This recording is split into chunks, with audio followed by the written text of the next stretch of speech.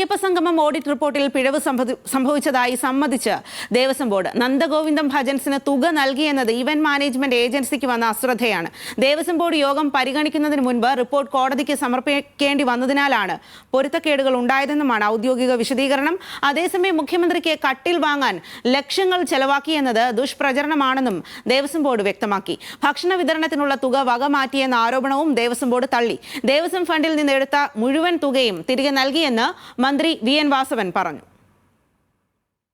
3 കോടി രൂപ വായ്പ എടുത്തിരുന്നു, അഡ്വാൻസ് കൊടുത്തിരുന്നു. ആ അഡ്വാൻസ് 17/10/2025 തിരിച്ചു കിട്ടിയിട്ടുണ്ട് എന്ന് ബോർഡ് എഴുതി ആധികാരികമായി തന്നിരിക്കുന്നു. അതാണ് മറുപടി പറഞ്ഞത്. അതില്ല എന്ന് നിഷേധിച്ച് വർത്തമാനം പറഞ്ഞവരൊക്കെ നാളെ പൊതുജനങ്ങളോട് മാപ്പ് പറയണം. കാരണം ഇത് കോടതിയിലും രേഖപ്പെടുത്തിയിട്ടുണ്ട്, ബോർഡിലുമുണ്ട്. നിങ്ങൾക്കും പോയി പരിശോധിക്കാവുന്നതാണ്. ചന്തു ചന്ദ്രശേഖറാണ് കൂടുതൽ വിവരങ്ങളുമായി ചേരുന്നത്. ചന്തു, എന്തായാലും കണക്കിലെ പിഴവുകൾ പ്രതിപക്ഷം രാഷ്ട്രീയ ആയുധമാക്കുകയാണ്. അപ്പോൾ ഇതിനെ വലിയ തരത്തിൽ പ്രതിരോധിക്കേണ്ടി വരുന്നുണ്ട് ബോർഡിനും പ്രത്യേകിച്ചും സർക്കാരിനും. അപ്പോൾ ഇന്ന് ഇക്കാര്യത്തിൽ എന്തെല്ലാം ആരോപണ പ്രത്യാരോപണങ്ങളാണ് ഉണ്ടായിരിക്കുന്നത്? ഇതിനെ എങ്ങനെയാണ് ദേവസ്വം ബോർഡും സർക്കാരും പ്രതിരോധിക്കുന്നത്?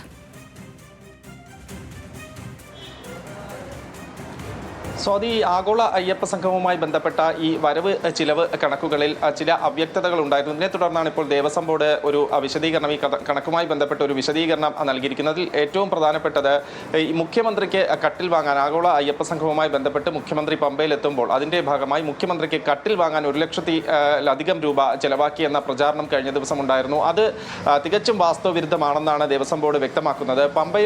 പമ്പ ഗസ്റ്റ് ഹൗസിലാണ് അവിടെ എത്തുന്ന വിശിഷ്ട വ്യക്തികൾക്ക് വേണ്ടി, അത് കേന്ദ്ര മന്ത്രിമാർ ഉൾപ്പെടുന്ന വ്യക്തികളുണ്ട്, അവർക്ക് വേണ്ടി അവിടെ താമസിക്കുന്നതിന് സൗകര്യമൊരുക്കാൻ ആ പമ്പ ഗസ്റ്റ് ഹൗസ് നവീകരിക്കേണ്ടതുണ്ടായിരുന്നു. അതിന്റെ ഭാഗമായി 3,80,000-ലധികം രൂപ ചെലവഴിക്കേണ്ടി വന്നു. ഇതിനെയാണ് മുഖ്യമന്ത്രിക്ക് കട്ടിൽ വാങ്ങി എന്ന തരത്തിലുള്ള പ്രചാരണത്തിലേക്ക് കൊണ്ടുചെന്നെത്തിച്ചത്. മറ്റൊരു കാര്യം, ഈ നന്ദഗോവിന്ദം ഭജനുമായി ബന്ധപ്പെട്ടാണ്. നന്ദഗോവിന്ദം ഭജൻസ് നടത്താത്ത പരിപാടിക്ക് അവർക്ക് 8 ലക്ഷം രൂപ നൽകി എന്നതായിരുന്നു കഴിഞ്ഞ ദിവസങ്ങളിലൊക്കെ വന്ന പ്രചാരണം. എന്നാൽ അത് അങ്ങനെയല്ല.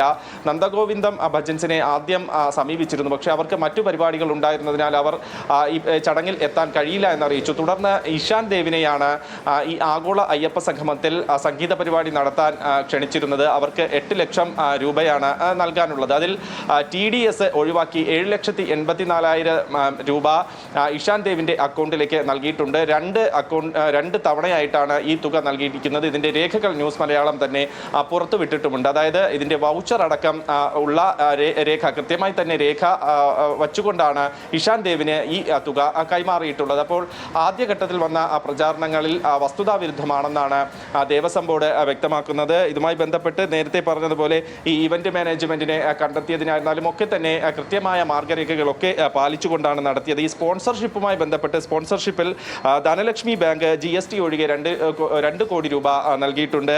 കേരള ബാങ്ക് 1 കോടി രൂപയാണ് GST ഉൾപ്പെടുത്തി നൽകിയിട്ടുള്ളത്. അദാനി ഗ്രൂപ്പ് 1 കോടി രൂപ നൽകാമെന്നും അറിയിച്ചിട്ടുണ്ട്. ഇനി 17/10/2025 ദേവസ്വം ബോർഡിൽ നിന്ന് നേരത്തെ എടുത്ത തുക, ഈ 3 കോടി രൂപ തിരിച്ച് വച്ചിട്ടുള്ളത്. അതാണ് നേരത്തെ മന്ത്രി വി.എൻ. വാസവൻ വ്യക്തമാക്കിയത്. ഇനി 1,74,00,000-ലധികം രൂപ ദേവസ്വം ബോർഡിന്റെ ഈ അക്കൗണ്ടിലേക്ക് ശേഷിക്കുന്നുവെന്നും വ്യക്തമാക്കിക്കൊണ്ടാണ് ഇന്ന് തിരുവിതാംകൂർ ദേവസ്വം ബോർഡ് ഈ കണക്കുകൾ സഹിതം വിശദീകരണം നൽകിയിരിക്കുന്നത്. എന്തായാലും ഈ ദേവസ്വം ബോർഡിന്റെ ഭാഗത്ത് ഒരു വീഴ്ച സംഭവിച്ചിട്ടുണ്ട്. അത് ഈ കണക്കുകൾ കൃത്യമായി പരിശോധിക്കുന്നതിൽ സംഭവിച്ച വീഴ്ചയാണ്. നേരത്തെ ഈ നന്ദഗോവിന്ദം ഭജൻസിന്റെ പേര്, അത് ഇവന്റ് മാനേജ്മെന്റ് കമ്പനിയാണ് അത്തരത്തിലൊരു രേഖ നൽകിയത്. അത് പരിശോധിക്കുന്നതിന് ദേവസ്വം ബോർഡ് അക്കൗണ്ട്സ് ഓഫീസർക്ക് വീഴ്ച വന്നു. മാത്രമല്ല, കോടതി നിഷ്കർഷിച്ച സമയപരിധിക്കുള്ളിൽ ഈ റിപ്പോർട്ട് കോടതിയിൽ സമർപ്പിക്കേണ്ടതുണ്ടായിരുന്നു. അതുകൊണ്ട് തിടുക്കപ്പെട്ട് ഈ ഒരു സമയത്ത് വരുന്ന മറ്റൊരു പ്രധാനപ്പെട്ട വിവരം ഇങ്ങനെയാണ്. ആഗോള അയ്യപ്പ സംഗമത്തിൽ പരിപാടി അവതരിപ്പിച്ച ഇഷാൻ ദേവിന് പണം നൽകിയത് വൗച്ചറോ രേഖയോ ഇല്ലാതെ എന്നുള്ള വാർത്ത തെറ്റ് എന്നുള്ള വിവരം കൂടി വരുന്നുണ്ട്. പണം നൽകിയത് TDS അടക്കം ശേഷം അക്കൗണ്ടിലേക്ക് പണം കൈമാറിയതിന്റെ രേഖകളാണ് എന്നുള്ളതാണ്. ഈ രേഖകൾ ന്യൂസ് മലയാളത്തിന് ലഭിക്കുകയും ചെയ്തു. അപ്പോൾ ചന്തു, അത്തരം വിവരങ്ങൾ കൂടി ഈ ഒരു സമയത്ത് പുറത്തു വരുന്നുണ്ടല്ലോ. സ്വാതി, തീർച്ചയായും അത്തരത്തിൽ തന്നെയാണ്. അതായത് ഇഷാൻ ദേവിന് പണം നൽകിയത് കൃത്യമായ രേഖകൾ ഒന്നുമില്ലാതെയാണ് എന്നായിരുന്നു ആദ്യഘട്ടത്തിൽ വന്നിരുന്ന പ്രചരണം. ആദ്യം ഇത് നന്ദഗോവിന്ദം ഭജൻസ് പരിപാടി നടത്താതെ നന്ദഗോവിന്ദം ഭജൻസിന് ഈ തുക കൈമാറി എന്നായിരുന്നു. പക്ഷേ നന്ദഗോവിന്ദം ഭജൻസ് അല്ല, ഇഷാൻ ദേവാണ് ഈ സംഗീത പരിപാടി സംഘടിപ്പിച്ചതെന്നും ഇഷാൻ ദേവിന് ഈ തുക കൈമാറി എന്നും വന്നപ്പോഴാണ് ഇഷാൻ ദേവിന് കൃത്യമായ രേഖകളൊന്നും കൂടാതെയാണ് പണം നൽകി എന്ന തരത്തിലുള്ള പ്രചാരണം വന്നത്. എന്നാൽ അത് അടിസ്ഥാനരഹിതമാണ് എന്ന് തെളിയിക്കുന്ന രേഖകളാണ് ന്യൂസ് മലയാളം ഇന്ന് പുറത്തുവിട്ടത്. ഇഷാൻ ദേവിന് ചെലവിന് 2 തവണയായി 8 ലക്ഷം രൂപയാണ് ദേവസ്വം ബോർഡ് ഈ ആഗോള അയ്യപ്പ സംഗമത്തിൽ പരിപാടി നടത്തുന്നതിന് വേണ്ടി നൽകിയിരിക്കുന്നത്. 3 ലക്ഷം രൂപ ആദ്യ തവണയും 3,84,000 രൂപ അടുത്ത തവണയുമായിട്ടും ഇഷാൻ ദേവിന്റെ അക്കൗണ്ടിലേക്ക് തന്നെ നൽകിയിട്ടുണ്ട്. അതിന്റെ കൃത്യമായി TDS അടക്കം പിടിച്ചതിന് ശേഷമാണ് ഈ തുക നൽകിയിരിക്കുന്നത്. അതായത് 7,84,000 രൂപ ഇഷാൻ ദേവിന്റെ അക്കൗണ്ടിലേക്ക് തന്നെ ഈ പരിപാടി നടത്തുന്നതിന് നൽകിയിട്ടുണ്ട്. ഇതിന്റെ പണം ട്രാൻസാക്ഷൻ നടത്തിയ രേഖകളും ഇതിന്റെ വൗച്ചർ സഹിതമാണ് ദേവസ്വം ബോർഡിന്റെ കൈവശമുള്ളത്. ആ രേഖകളാണ് ഇന്ന് ന്യൂസ് മലയാളം പുറത്തുവിട്ടത്. ഇഷാൻ ദേവ് അവിടെ 35 അംഗ ടീമിന്റെ ഒരു പരിപാടിയാണ് നടത്തിയത്. ഈ തുക അതിന് നൽകിയിരിക്കുന്നത് അവരുടെ 5 ദിവസത്തെ താമസം, ഭക്ഷണം, റിഹേഴ്സൽ അടക്കമുള്ള ചിലവുകൾക്കാണ് ഈ തുക വിനിയോഗിച്ചത്. എന്തായാലും ഈ തുക സംബന്ധിച്ച അവ്യക്തത, അത് നേരത്തെ പറഞ്ഞതുപോലെ ഈ ഇവന്റ് മാനേജ്മെന്റ് കമ്പനിയും ദേവസ്വം ബോർഡും തമ്മിലുള്ള ഒരു കമ്മ്യൂണിക്കേഷൻ ഗ്യാപ്പ് അവിടെ ഉണ്ടായിട്ടുണ്ട്.